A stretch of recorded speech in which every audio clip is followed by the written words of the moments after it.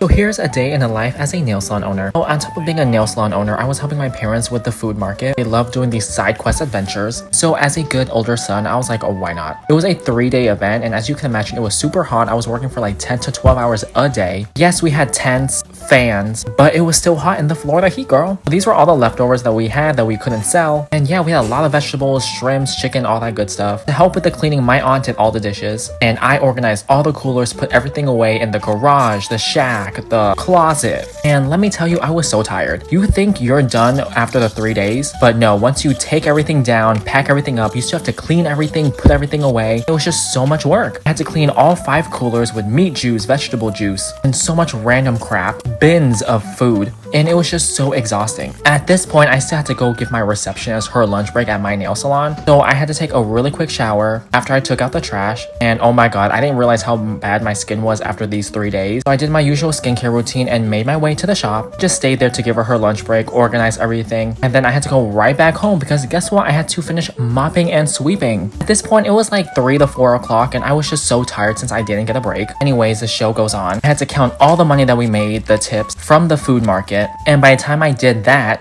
my mom's flight got delayed from Virginia. So I had to call them while I was doing the other type of paperwork. Did have to count the deposit as well just to make sure that my nail salon stuff was all good. And I had to drive and get my haircut. And this was my first meal of the day. At this point, it was like I think 7 or 8 o'clock. I was so tired because then I still had to do payroll for my staff since I was gone for the whole week. I'm not gonna lie, that took some time. So it was like maybe 10 o'clock by the time I finished packing. Then I had to go shower, organize everything, and then drive to the shop, girl. By the time I did all that, it was like midnight. Then I had to get up really early, only get 3 hours of sleep, and then flew to Vegas for the nail convention. And as you can imagine, I was so tired.